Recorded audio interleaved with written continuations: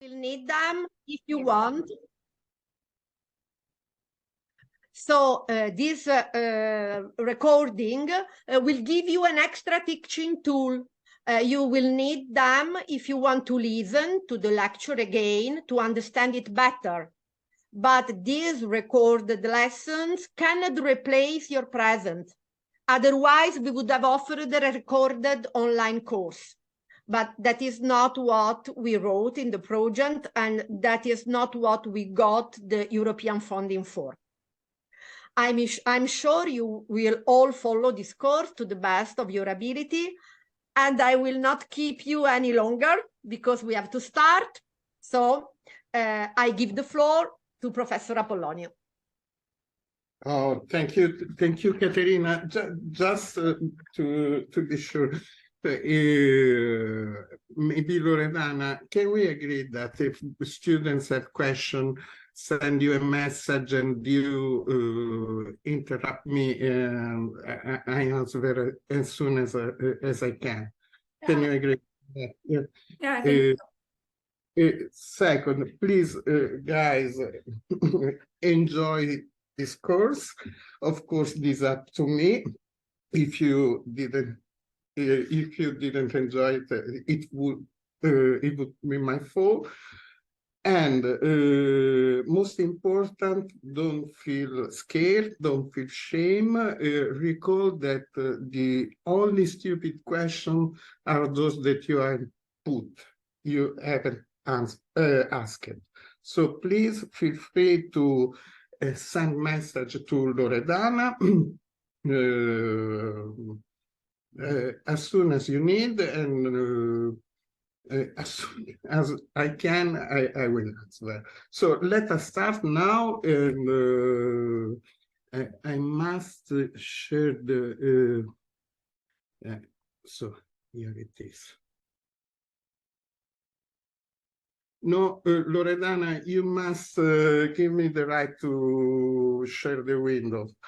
Oh, okay, I will check it right now. Mm-hmm.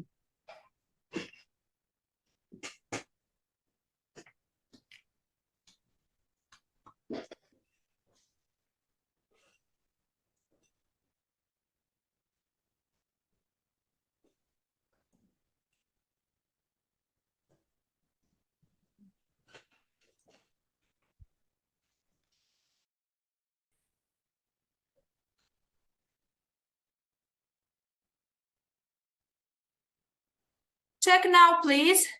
Can you share the screen?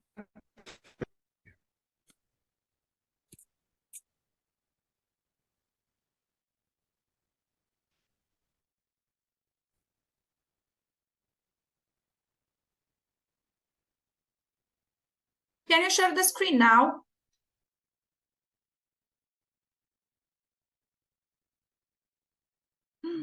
Good news. It is in progress. It is another good news. Anyway, I just wanted to. Good. So let me present a little bit. I'm Nicola Apollonio. I'm a mathematician from the National Research Council. I work in graph theory. I'm a graph theorist, and during this, say, 4 lectures, we will talk about arithmetics, that is natural and integers, whole numbers. I think everybody knows what is a natural number. I think as well that nobody knows how to define a natural number, but don't feel shame because you are in good company. Nobody can do that. So we have to assume that natural number exists indeed, but we need something more than this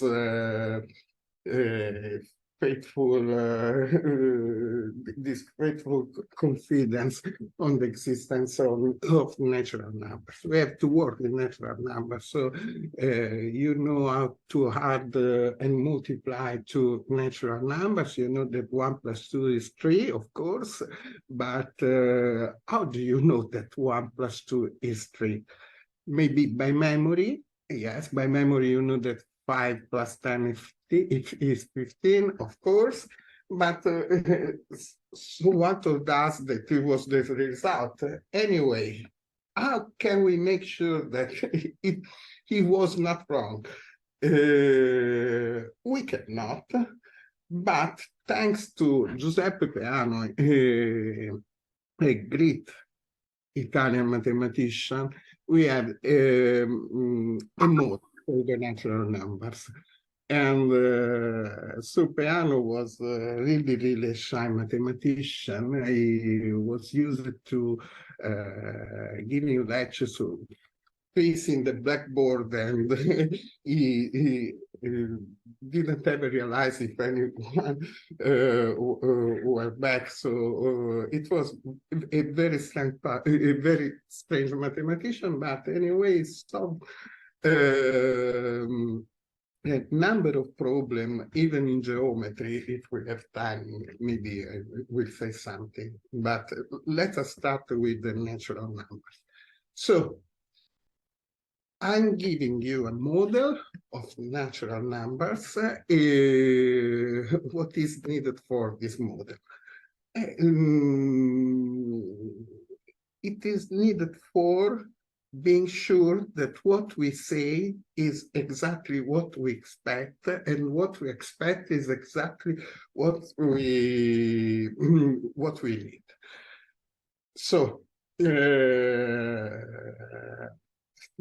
during this lecture, we will prove some difficult theorem like this one, that 1 + 2 is equal 3, and 1 times 3 is 3. And I hope you will enjoy this, this proof. So this lecture maybe will be a little bit boring because it's somehow abstract. I'm trying to keep down the formalism, but we need it in the beginning. I promise that the next lecture will be more folkloristic, let's say. So now, let us start. We don't know what are the natural numbers. We are going to give a model for the natural numbers, and we give this model in the form of a triple. The triple is this one.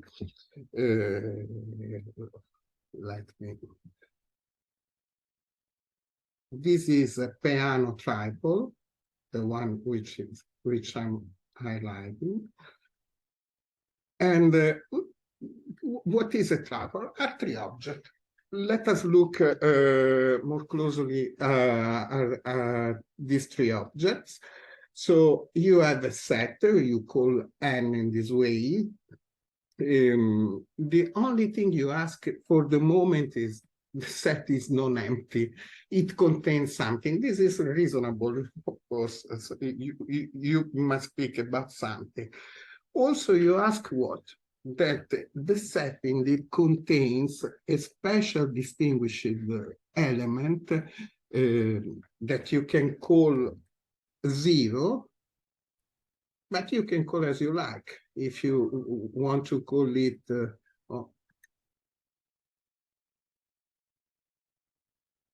if you want to call it, I don't know, table, call your table. Call now we are getting to troubles with this strange symbol here, this sigma, which stands for the successor map. So before going on, let me recall what a map is. Maybe everybody knows what a map is, but a small recap is so you have a set, say a set A. In this case, the set is finite, but it doesn't matter. You have another set B, which can be whatever, finite, infinite, as you like. And then you have a symbol F, which must be interpreted in this way. F is a rule that assigns to each value of A, which is called the domain of F,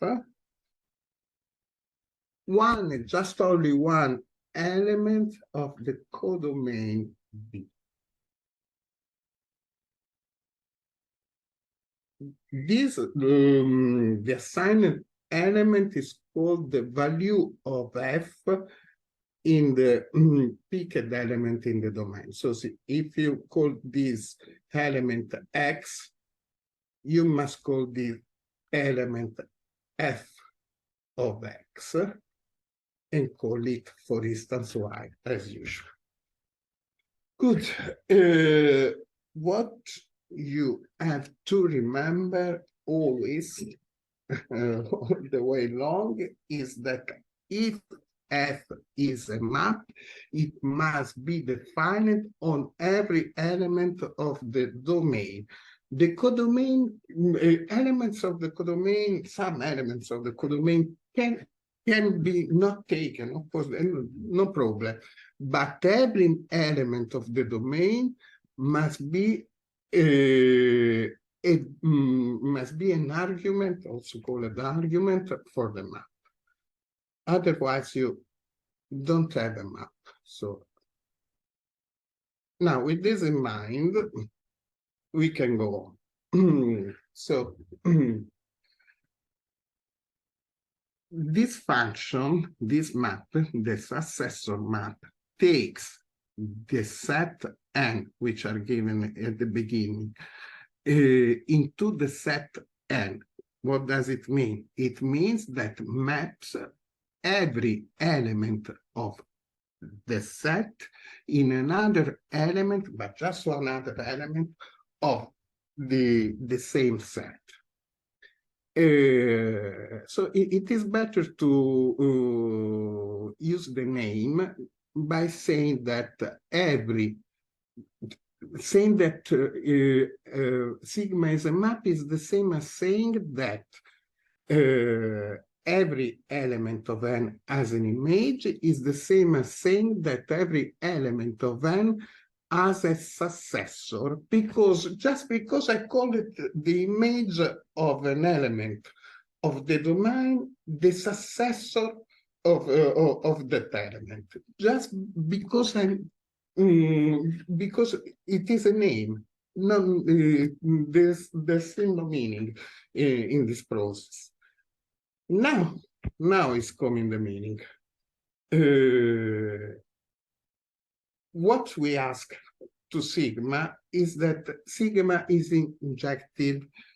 What does it mean? It means that maps different elements into different elements. You cannot map two elements of N to different elements of N into the same element in the codomain, which is still N. So let us use the name.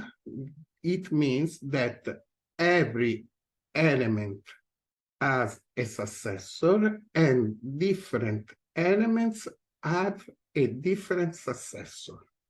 Good. So good. So far, so good. So let us look to B, which is one of the most important requirements for the map. What does B mean? It means that 0, the special element we have distinguished in N, is not the successor of any other element of the set. So formally 0 is not in the image of sigma, but so far we have said sigma takes every element into a distinct successor, and 0 is not the successor of any element of A. A third, which is the most important, this is the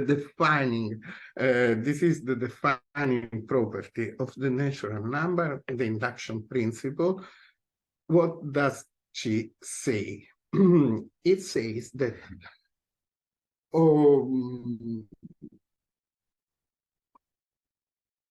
no matter if you choose a subset U, provided that U contains 0. So 0 is you can pick some elements. U is arbitrary so far. So, but you have picked U. If you check that 0 is, and contains the successor of its element, then there are no other possibilities. U is the entire. I don't know if you understood.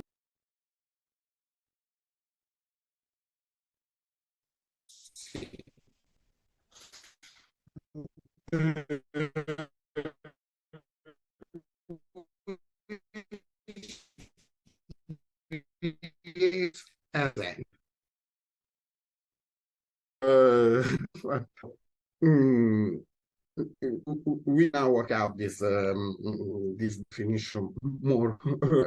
Let me anticipate something. The consequence of this, we'll see how it works in practice, but oh, yes. So recording, maybe I can. So, does everybody see?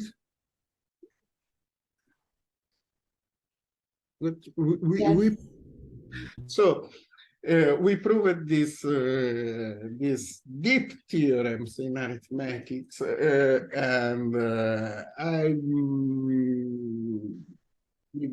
let you some homeworks. So just to prove that 2 times 3 is equal to 6. This is your homework for the time being. So, as I said, piano axioms give us more than what we asked at the beginning. Sorry?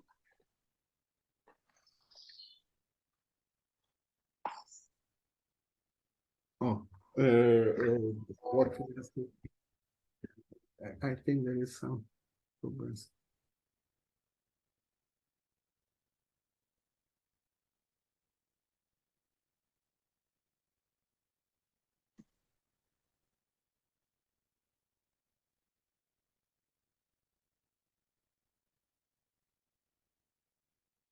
Good. What's this?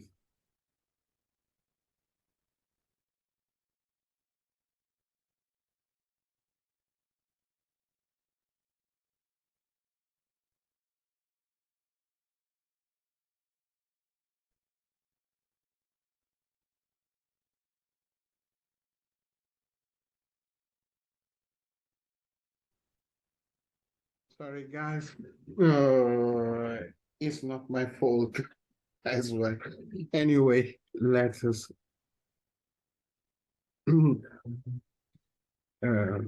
Good. So we have seen Peano axioms. This is really, really boring to check all the properties we can get from these axioms. Just me recall the most important are commutativity of both the operation addition and multiplication, so you can the commutative property for a binary operation like addition or multiplication is essentially this one. Commuting means that you can the result of the operation does not depend on the on the order of the arguments, so you can switch without changing the result. Distributivity, you know what is distributivity. Probably you is one of the most applied, unconsciously applied properties of arithmetic, especially when you do complicated multiplication and you don't have your mobile with you. And associativity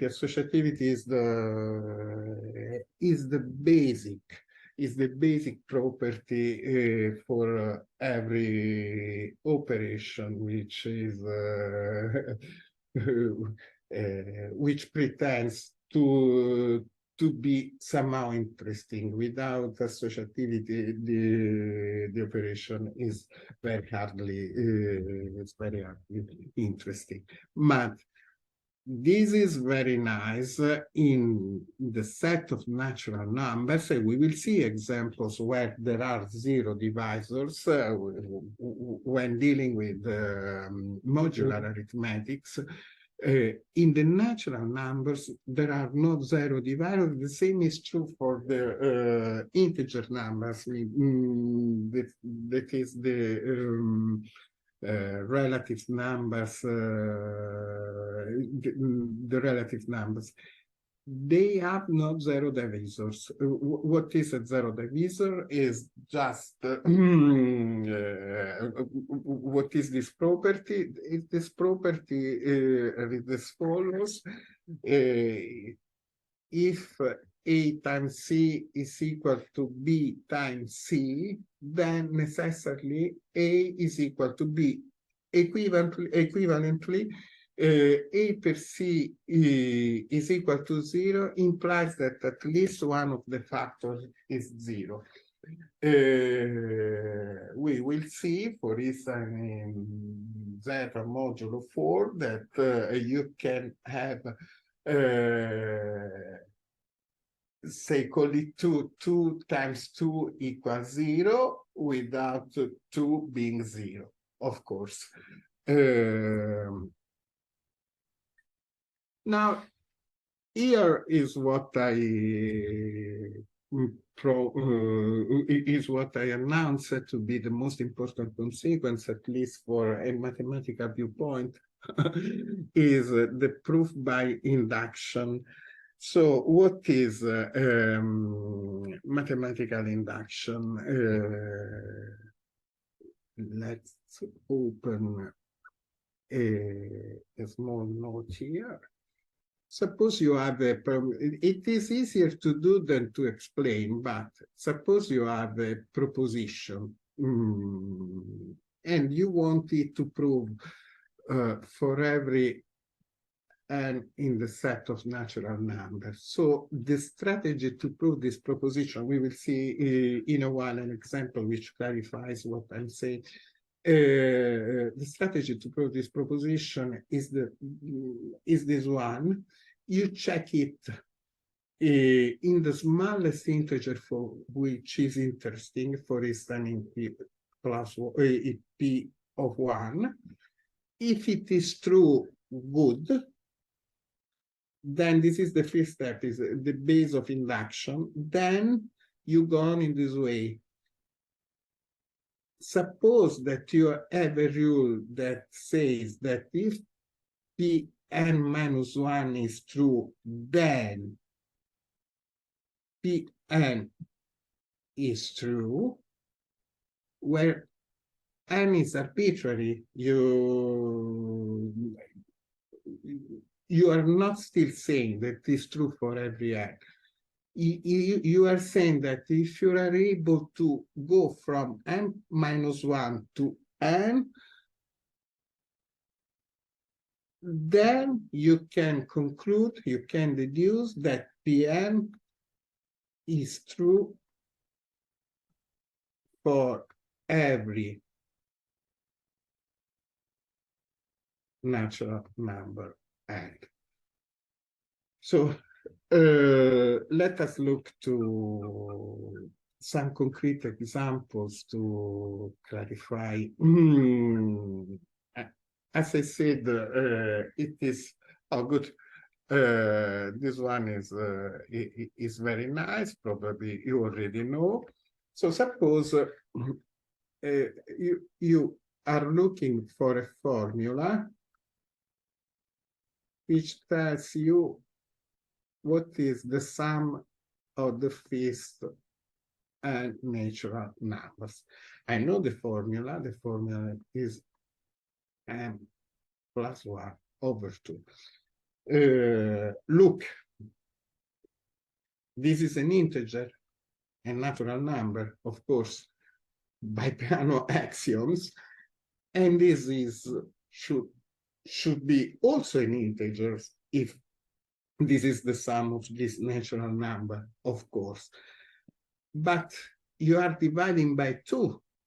How can you get sure that you don't get a rational, a fractional number? Because either n or n plus 1 is even. If n is odd, n plus 1 is even. Is n is even, we are done because we can already divide by 2. So each time exactly 1 among n and n plus 1 is even, so we can divide by 2. So this mathematical mythology credit this solution to the young Gauss, which was asked to solve this problem, hopefully to stay quiet as his classmate, but he immediately it seems that it immediately came up with the solution of the problem. What did Gauss notice is that if you write the enough, let us take an example 10, write this number in this way, in the reverse way, in the reverse order on the other side, in the left hand side in increasing order and the right hand side in decreasing order, and observe that 1 plus 10 is equal to 11, 2 plus 9 is equal to 11, and so on and so forth. So the matching in this order in pairs of numbers give you the same results, but in this way you count the sum twice, so you have to divide by 2. So I leave you as an exercise, as a homework, to give a convincing proof and generalize what I'm saying about this. However, if we are not clever as Gauss was, we can manage as well by using the induction principle. Then this is a very clever solution, actually. The induction principle says that we have to check the formula in the base case, in the base of induction. So the base of the induction, I forgot to say that the first natural number does not include 0, although 0 is, of course, a natural number. So this claim holds whenever n is at least 1. So you have to require that n is at least 1. Check it in, check the proposition for n is equal to 1. So the sum of the unique natural number 1 is 1, of course.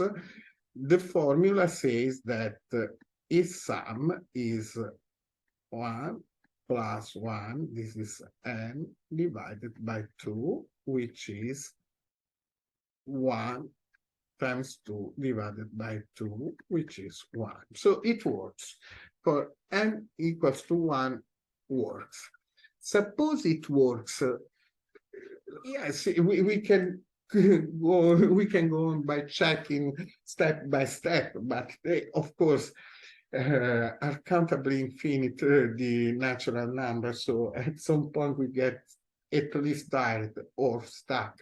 So we have we need a device that allows us to stop when we are tired, and the device is exactly this one.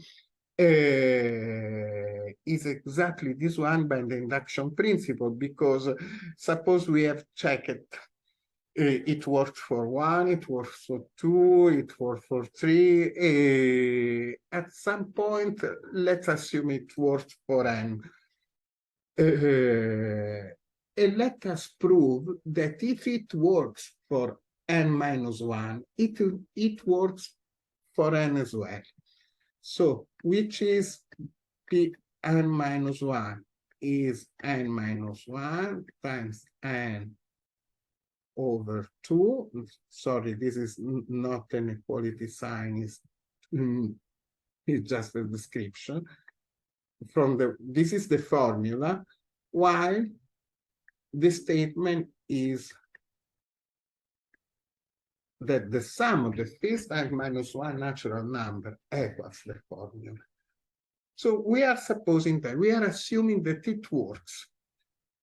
And we want to prove that Pn is exactly n. So, which is the strategy? We observe that sorry, it's not an equality sign. It's still a description. We observe, give a name to the right-hand side of this equation. Let's say Sn is 1 plus 2 plus n. Now, Sn is a number, is not a proposition, so I can write the equality sign. So, Sn, what is Sn? Is just Sn minus 1 plus n.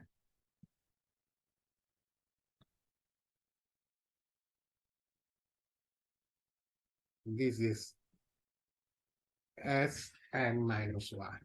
But now we can use the assumption, the inductive step, which says that, which says that Sn minus 1 is exactly n minus 1 times n over 2. So,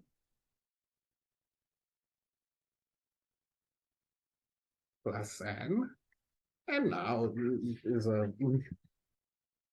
is a really an easy calculation. I should be able to do without going wrong, hopefully.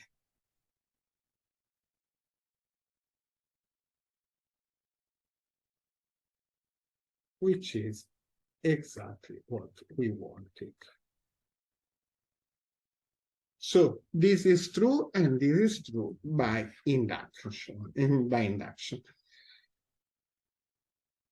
Another example, you can now try to devise a formula for the sum of the first n minus first n odd numbers, that is 1 plus 3 plus 5 plus twice n minus 1, because this S prime n.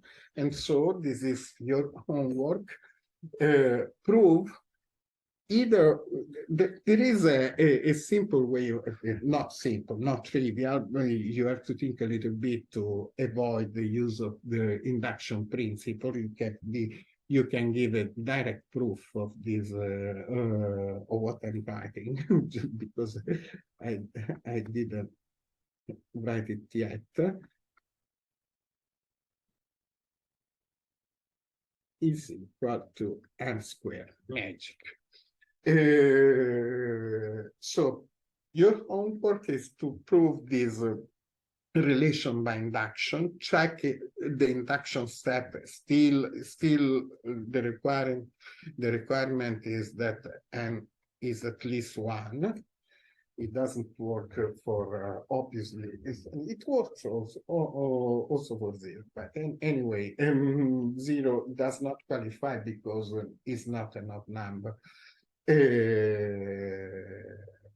So what I'm asking is to prove this relation by induction, or if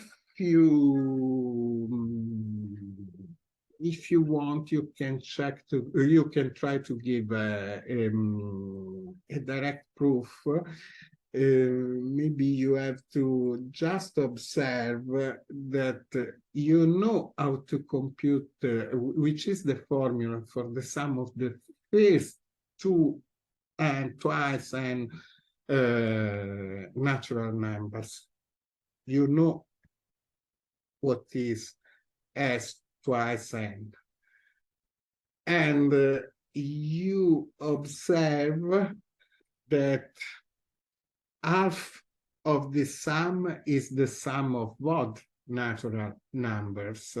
So using this, subtracting the right amount, you can get an explicit proof that avoids the use of the induction principle. Anyway, this is your homework. Check this by induction. Feel free to write me any brilliant and even non-brilliant idea you could have. So let's go back to the mainstream of the lecture. Now, I think it's time to rest a little bit before starting equivalence relation or better relation. And we need a relation to build the set of integer numbers. So far we have built the set we have given a model for the set of natural numbers, which is just a concrete realization of the set of natural numbers, provided it exists. And we have to do a similar thing with the set of integer numbers, what you know as the set of relative numbers. But we need the notion of relation, especially of equivalence relation. Before having a rest, a break, let me say just a couple of things. So we have seen N is a proper subset of Z. Z is a proper subset of another set, which is called the set of natural, the irrational numbers, which is itself a subset of another set, which is called the set of real numbers, which is itself a subset of another set, which is called the set of complex numbers. We go from N to Z by taking a quotient by an equivalent relation on the square of N. So here we cannot solve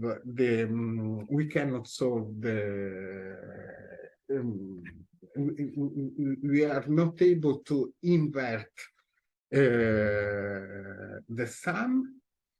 Here we are not able to invert a more difficult expression, and we need Q. Here we are not able to taking the limit of any sequence of rational numbers, which means that we cannot compute, but even in the real, we are not able to compute square root of 2. Square root of 2 simply does not exist. Sorry to interrupt you, but to have a better connection, because it interrupted a little bit earlier, and I think we have problems with the internet. I have problems with the internet, and I generated a link. So I put on the group another link Katerina generated, and if you all agree, we can disconnect from this link and connect on the link that I put on the group a few minutes ago. It is the link from Katerina. Sorry, Loredana, which group are you talking about? Katerina? But by email, did you email me? Katerina, are you here? Yes, I'm here. So, can you see if you need an unlimited time session, you can move in 5 minutes when it will start finish. You can move to the link of Meet, as I told you privately. Yes, and I put it on the group. Can you all see it, please? So, I cannot see. Yes. Which group? Katerina, can you send it to your colleague? I mean, can you? We are in the same group. We are in the same group through WhatsApp. Nicola will receive it if you put it in the group in which Nicola is in. I put it. Our project, but I can send it. Sorry, Loredana, please. Yes. Wait. Send me an email, please, to Nicola Pollonio 70 @gmail.com. Oh, can you write it on the message on the chat, please? Yes. Thank you.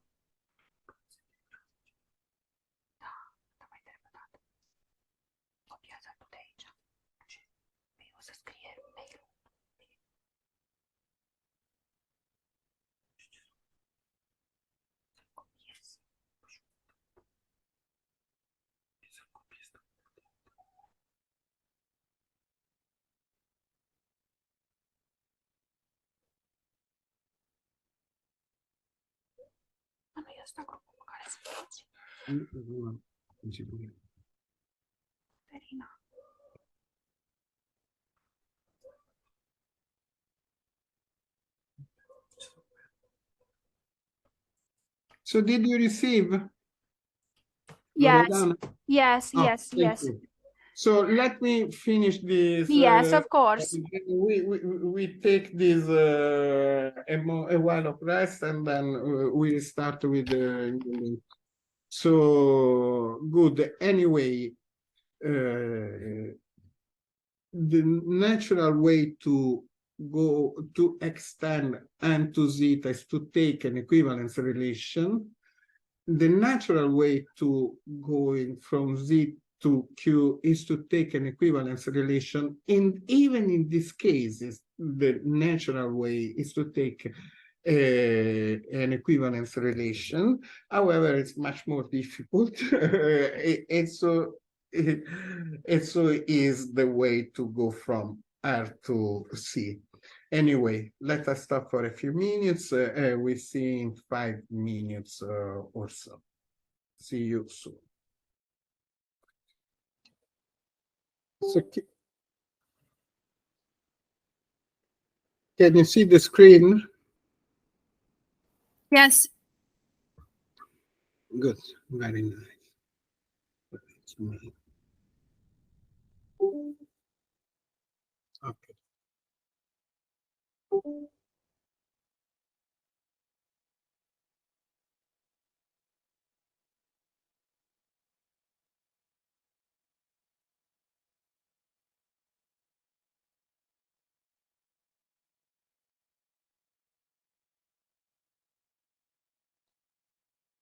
So, Loredana, are you recording? Loredana? Hi, Caterina. Yes, we are recording, Nicola. You can start. So, I'm just waiting. It seems there a little bit less than they were at the beginning, so I still wait. Less than. We are 27. Oh, good. Sorry, I check. Yeah. Good. Everybody's in. So, the only missing it's me. So good. Let us deal with relations. Maybe we need a small blackboard. So pick two sets A and B. For instance, A finite, let's say, but it doesn't matter. A, B, C, D, and B 1, 2, 3, and consider this construction, which is still a set, and is defined as the set of pairs, ordered pairs, A, B, no, sorry, A, X, let's say, with A, no, sorry guys, is not a good terminology. I have to cancel. So the definition of the Cartesian product of A times B is the set. Oh, sorry again. I cannot use these because they are elements of A. This is not a good choice. So X and Y, such that X is in A and Y is in B. Here it is. So let us work out this definition in this simple example. Is A times B consists of A1, A2, A3. Then you start again with B1, B2, B3, and finally you have finally you have just skip it C, you can fill by yourself, and finally you have D1, D2, and D3. First question. How many elements are in AB? How many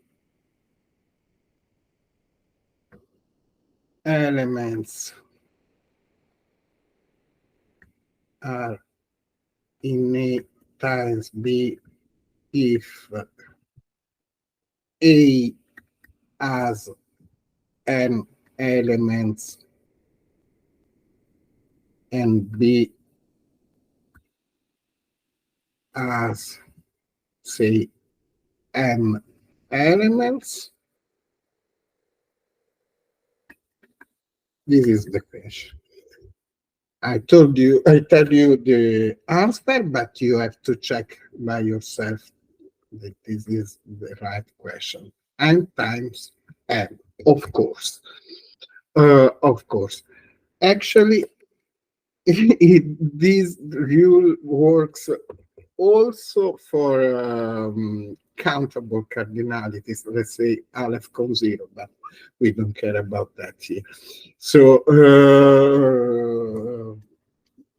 this is the Cartesian product of two sets, in this case finite, but they can be infinite as well. There is no problem with the definition, and the definition says that you have to pick every pair in the whose, this is called the first element of the pair is called the first coordinate, and the second element of the pair the second coordinate. And of course, you can you can take the product of several sets and sets. If you get, for instance, the iterated product, Cartesian product of n sets, it consists of all the n2 plus with the request that xi is in I for I1 to n. This is exactly as in the case of two sets. This is called x1 is called the first coordinate, x2 the second coordinate, and so on. So there is no prescription. You can the sets are completely arbitrary, so you can use also for B the same set A. So you can take the Cartesian product of a time itself, which is called the Cartesian square, and also you can take, you can iterate 10 times to get the nth powers, Cartesian powers of A. So this is interesting now because R times A, following the definition, is the set, I can use the symbols, is the set AB with A in A and B in A, of course. But now you have to be careful here because pairs are ordered. So AB is not the same pair as BA. Again, I ask you this question now as an homework. What is the number of elements in the nth power of A if A has, so denote this is the number of elements in a set is cardinality, and is denoted either by something like the absolute value, or like this, or in this way. So which is, if the cardinality of A, namely the number of elements of A, is equal to M, the answer is this one, but you have to prove this. Why are we interested in Cartesian powers? Because we are going to define relations. So pick a set A. What is a relation of A? It is a simple thing. It is just a subset, any subset of the Cartesian square of A. So what is a relation? Nothing but a subset of ordered pairs formed on a set A. So let us look at some example. Maybe I prepared, probably I prepared some. So no, I didn't. So we had to work. No, here it is. So let us start. Of course, A relation is any subset of the Cartesian square on A. Any subset means that can be empty. Why not? So this is the empty relation. Nobody is related to any other. This is the meaning of the empty relation. This is an easy case, but also any subset, you can take this all the square that is a square. So you are picking every pair in the relation, and you say that everybody is related to each other.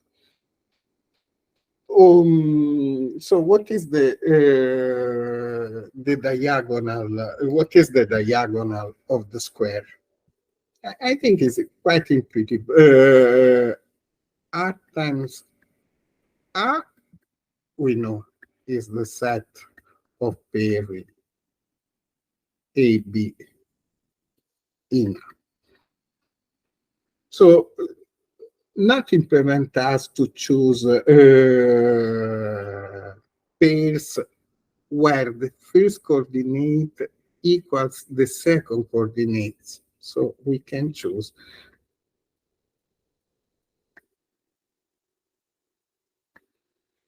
these subsets. Is clearly a subset, so it is a relation, it's clearly a subset of the Cartesian square, and consists of all pairs whose first coordinate equals the second coordinate. And this is called diagonal of a square, of course, because you are, we will see, the reason for the name will be clear in a while.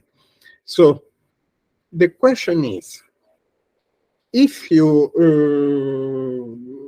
this is probably a less known way to describe what a relation is, but is the simplest mathematical way to state that. However, maybe for the intuition, it's better to use the standard convention and to say that rather than writing the AB is in the relation, it is better to say A is related to B or with B, I don't know, to mean that the pair is picked in the relation. Now, I ask you now, just think a little bit on and answer by yourself. What is? This is a very well-known relation, the diagonal relation. Think about that. Probably after some examples, it will be clearer. And so let us look at the concrete way to represent relation so that we can get more about the intuition on the subject. So there are several ways. Here are two, very easy. You can represent the relation as a graph. You pick, so a relation involves elements of a given set A. You can dispose, for instance,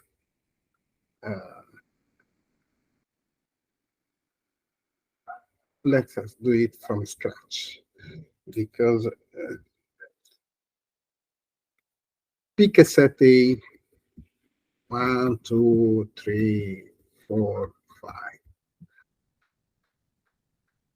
Represent the elements as points in the plane. 3, 4, 5, let's say. Pick some arrows. Now, I give you, you may put also loops.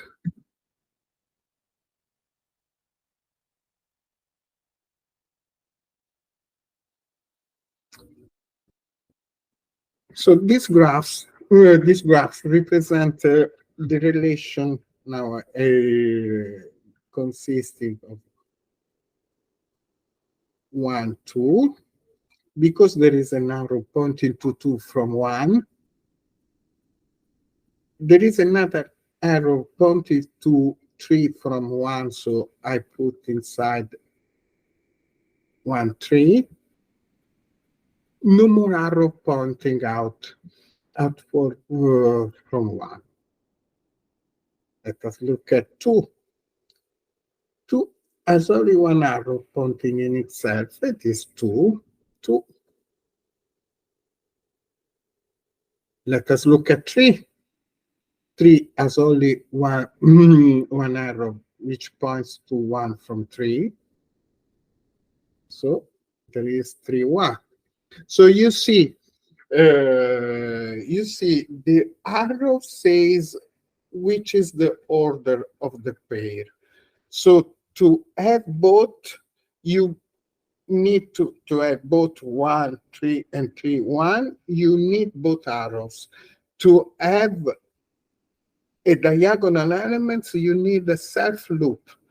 That is an arrow which points to itself. Let's start continue. And so you have 4, 4, but nothing is going out from 4. For 5, there is an arrow pointing from 5 to 4, so you have 5, 4, and then you have 5, 5. This is a way of representing a relation. There is another way of representing a relation, and it is this one. You build a table 4, 5, 1, 2, 3, 4, 5, and you fill it with 1 and 0.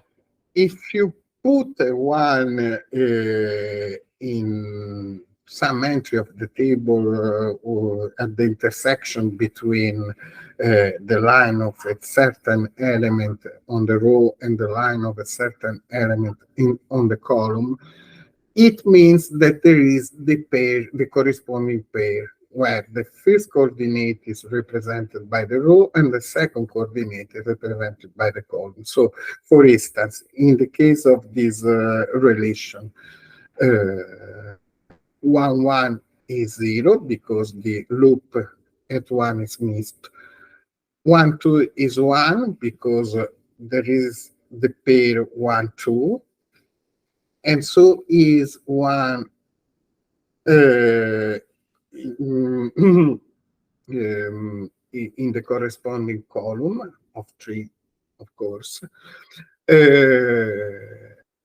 Nothing else. So I fill it by 0. You can fill this, you can fill this, you can fill this. I fill the last row. There is no pair 5, 1. You see the relation. There is no pair 5, 1, so I put 0. There is no pair 5, 2. I put 0. There is no pair 5, 3. I put 0. There is a pair 5, 4. I put 1. There is a pair 5, 5. I put 1. Good. So the question is, this is a complicated question, no, but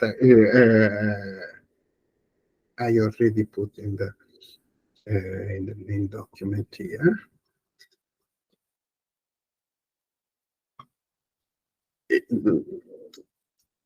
Try to answer the following question. How many relations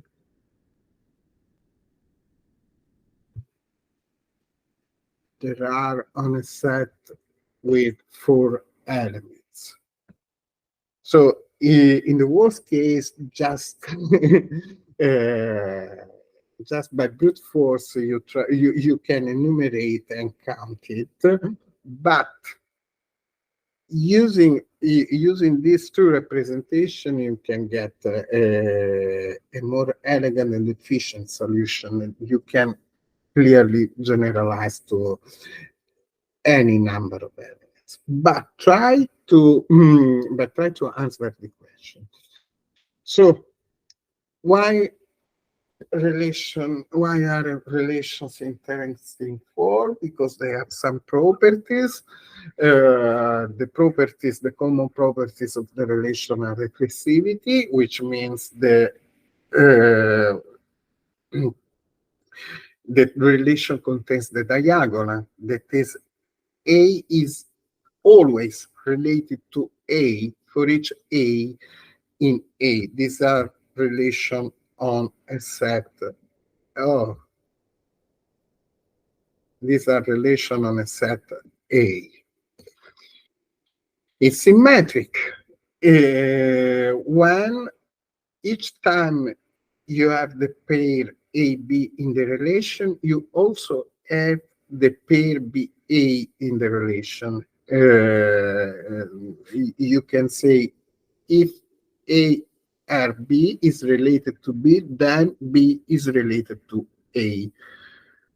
For instance, 1, 5 here is a symmetric pair, but this relation is not reflexive because it's not symmetric, because, for instance, there is the pair 1, 2, but there is not the pair 2, 1. So this relation is not symmetric. Is this relation reflexive? No, because it's not does not contain the diagonal. How do you say that?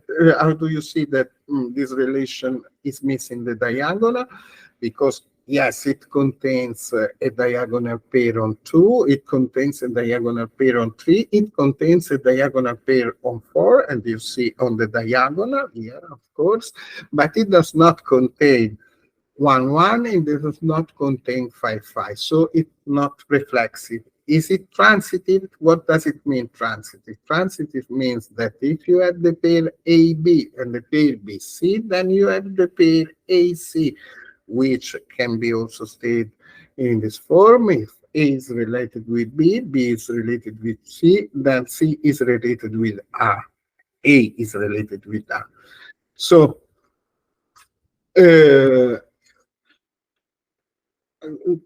diagrammatically, how do you read transitivity? So if A is related with B, B is related with C, what does it mean, transitivity? That each time you have these paths from A to C going through B, you must have also the direct arrow pointing from A to C. Is the relation transitive? No, not at all. To be transitive, for instance, if 1, 5, 2 were a transitive triple, you need to add this and also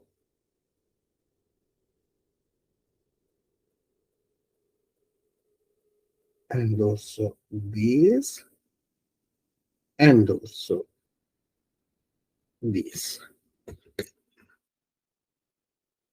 Or just one directed triangle, but altogether the relation wouldn't be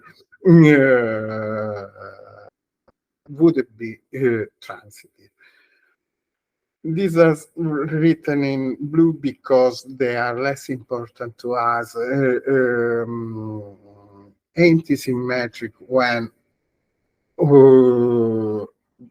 one and exactly one of the two holes, that is, A is related with B or B is related with A. No, sorry, this is total. Antisymmetric means that at most one of the two pairs can in the relation. That is, if A is related to B and B is related to A, then A is equal to B. So this happens if and only if A is equal to B. Otherwise, either A is related to B or B is related to A. Total means that for each pairs, unordered pair of elements of A, at least one of the two possibility arises, and that is either A is related to B or B is related to A. But these are not important for us. So we did together this homework essentially, but try to draw a graph with relations satisfying both 1 and 3 and both 1, 3, and 4. Just for completeness, for you to know, it is good to know if a relation satisfies 1, 2, and 3 is called an equivalence relation. This is needed today. But if a relation satisfies 1, 3, and 4, not 2, 1, 3, and 4, is called an order relation. So 1 and 3 are basic property of interesting relation. If you put 2, you get equivalence relation. If you skip 2 and put 4, you get order relation. So here is the we have to hurry a little bit.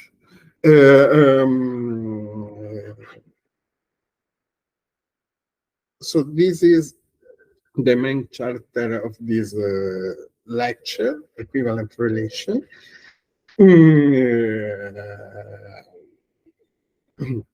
We have just said that these are the relation enjoying the reflexive, symmetric, and transitive, sorry, and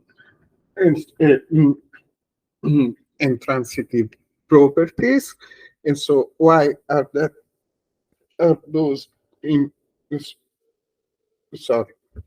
why are those important? Because they give quotients and classifications. So let us look closely to what I just said. We need this definition. You have an equivalent relation. So you have a relation which satisfies which is reflexive, symmetric, and transitive. Good. I can always build this set. Maybe it's meaningful, maybe it's not. When the relation is an equivalence relation, this is really meaningful. The set I'm going to construct is the so-called equivalence class of A, and is defined as the set of all elements of A, or the set A, which are in relation with the element A. Notice this is a set. This is a set. After we have given this definition, we immediately notice a couple of important things, namely, if two elements are related, if A is related to B, is related to B, then necessarily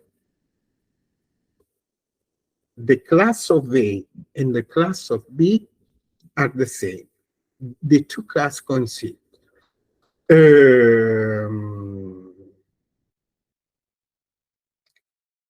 So recall that A is the set, the class of A is the set of elements related to A. The class of B is the set of elements related to B. If A and B are related, then they are in the same class.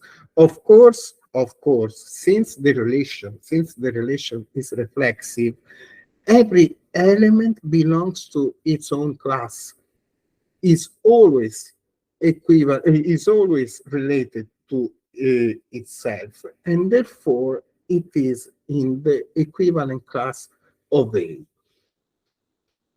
There are only two pairwise exclusive possibilities.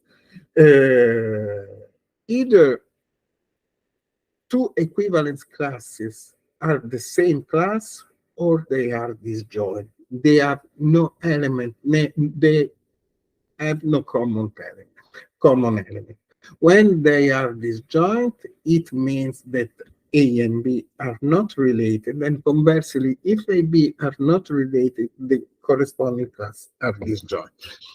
So, pictorially, what is the effect of taking an equivalence relation on a set I? Just to slicing the set, and the slices are the equivalent class. So you see, this is the set A. This is an equivalent class, which is disjoint from this one, which is from this one, disjoint from this one, but all together cover the whole set A. This is a system of sets, a collection of sets which are pairwise disjoint. So pairwise, they have not common element, and altogether the union equals the set of which they are subsets is called a partition of the set. So if you add an equivalence relation, you have a partition, a meaningful partition of a set A, and each class you put equivalent elements. In each class you put equivalent elements. So somehow you are abstracting, you are classifying. Indeed, taking the collection of equivalent class as a name, which is the quotient of the set A modulo the relation. Now, just to give you some intuition, let us work in a non-trivial example. We can do, there are some examples that you already know. For instance, if you take in geometry, in Euclidean geometry, the notion, actually in fine geometry, you don't need the notion of angle, but if you take the relation on the set of straight lines, if you take the relation of being parallel, where parallel means either disjoint or coincident, then you have an equivalent relation in the plane, on the set of straight lines of the planes. So you can devise a common equivalence relation. So let us see this one, which is interesting, algebraic interesting. So let us anticipate a little bit what I'm planning to say hopefully in the next lecture, and so in the third lecture maybe. Let us consider the following relation. Pick the set of integer z. So this is strange because I introduced equivalence relation to explain how to construct z, and now I use z before using the construction. So, but trust me, this is This is a meaningful example that can help you in understanding what an equivalent, what a quotient is. Before I observe before the lectures, and we will see what is Z formally. But now assume that Z, the set of integer numbers, is the set you know, the relative numbers, and consider this relation on Z. Let us do from scratch because this is important. So you have the still undefined set of integer numbers Z, and you consider the following relation. Of obviously you are implicitly talking about the square of Z, but it doesn't matter for the time being. So pick Z and introduce on Z the relation A is related to B if and only if A and B give the same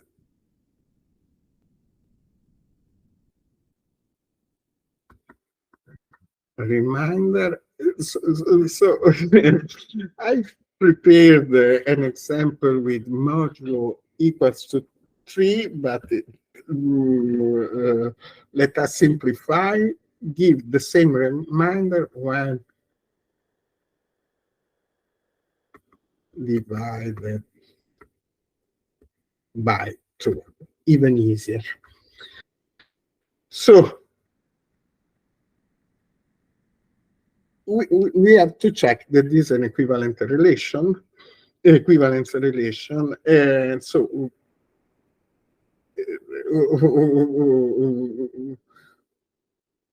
what we have to do, just to check whether R is reflexive, symmetric, and transitive. Is reflexive? Is A related to A? Of course.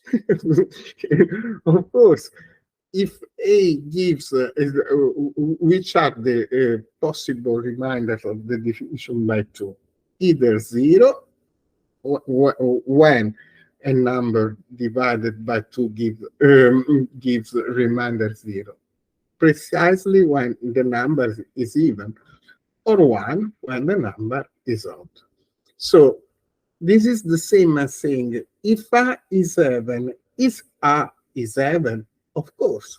If A is odd, is A odd? Of course. So the relation is reflexive. We have to check symmetry. If A is related to B, it means that when divided by 2, A and B give the same remainder. So if they give the remainder 0, they are both even. If they give the remainder 1, they are both odd, of course. And is it true that if A and B have the same parity, then B and A have the same parity? Of course. So,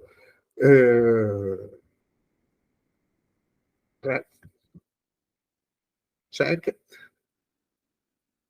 See, check it. Is it transitive?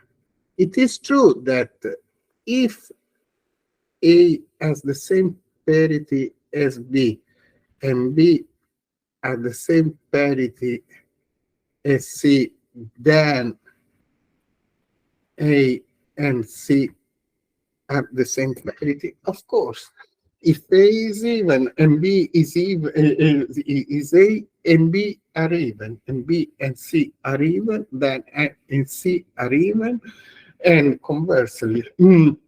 So this is an equivalent relation. Let us look at the classes of this equivalent relation. So we have to construct the class of any A with a integer. This is the set of all integers that are related to A, sorry. Good.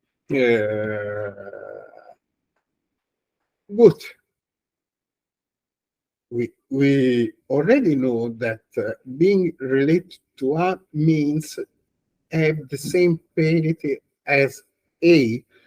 So in the class of A, the elements in the class of A are precisely those which have the same parity of A. So if A is even, what is the class of A? It's the class which we can call 2Z, consisting of all even numbers. And if A is odd, then its class is in a while I give you a more precise definition of the just writing the results. So sorry for that. A bit tired. So what is I denote by twice 2Z the set consisting of the multiple of 2, essentially. So is precisely this set, but the set of multiple of 2 is just the set of even numbers.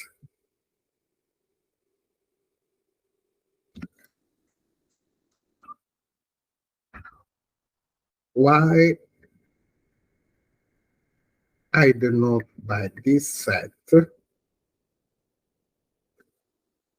the set which is obtained by adding 1 to each even number. In this way, what I get is precisely the set of odd numbers.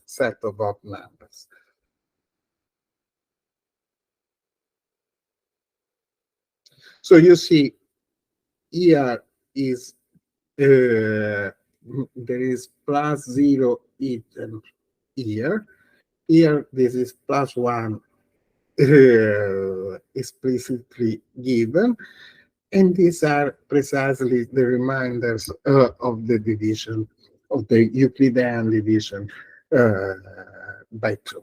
So, modulo this relation, Z contains exactly 2 classes. And these are the classes of even numbers and of odd numbers.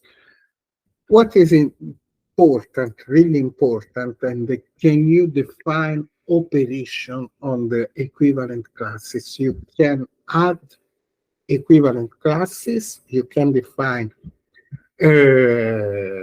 an addition of equivalent classes and a multiplication on equivalent classes in such a way that the set of equivalent classes, which is the quotient by the relation, has an arithmetic structure.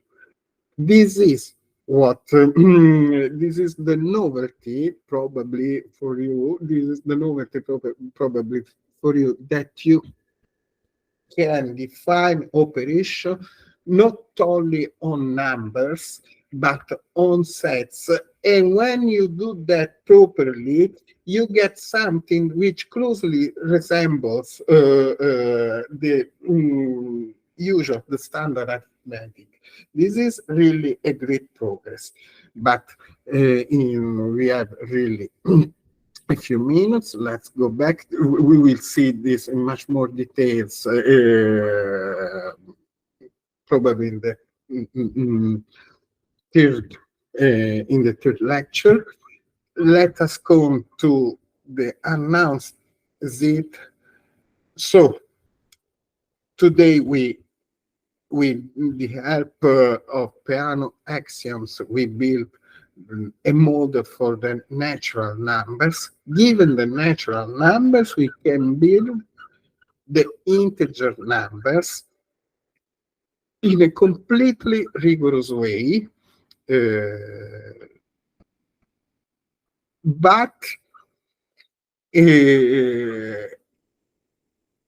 in a non-trivial way. That's why we spent this time to explain what an equivalence relation is.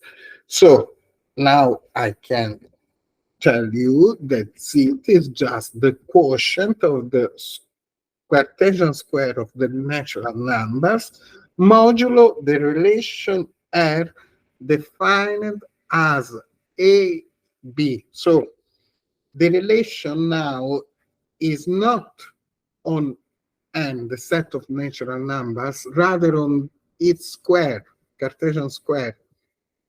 You see. So the elements we are taking into account are pairs of natural numbers. So relation is among pairs of natural numbers. So you pick the square, the Cartesian square of the natural numbers. It consists of ordered pairs of natural numbers, and you put two ordered pairs of natural number into relation whether the sum of the first coordinate of the first pair plus the second coordinate of the second pair equal the sum of the second coordinate of the first pair plus the first coordinate of the second pair. It is harder to state than to do. So this is just what I wanted to say. Please check 1, 2, and 3, point 1, 2, and 3. So with respect to this relation, the class of 0 is a name. So you have to check that the pair the class of the pair A is the class of the pair 0, 0. This is not named, these are elements of N square. These are elements, these exist. It's not a name. These exist, these are well-defined. This is the name for these classes. This is the name for these classes. This is the name for these classes, but these are precisely defined. So check that AA is in the class of 0, 0. E plus 1A is in the class of 1, 0, and AA plus 1 is in the class of 0, 1. So you can call the class of 1, 0, 1, the class of 0, 1 minus 1, and of course the class of n0 n, the class of 0 n minus n for each natural number n. These are names, but when you give this name to these classes, you can define for this, you can define also multiplication, but sometimes let us content ourselves with addition. You can define an addition among classes in this way. The class of AB plus the class of CD equals the class of the pair A plus C plus B plus D. Yes, it's difficult to state, but it requires just time to understand. There is nothing deep here. So you just train and try. Need training, trying. So, for instance, the class, according to the definition, we can sum the class of 0, 1. We call it -1. We can sum it. We can add the class of 1, 0. We call this class 1. To get, according to the definition, the class of 1, 1, which is the same as the class of 0, 0, and this class is called 0. So what is written here is that -1 plus 1 is equal to 0, which is exactly what we wanted while constructing this the set of integer numbers. So let us stop here. I gave you some small homeworks. Try to answer some of the questions I put.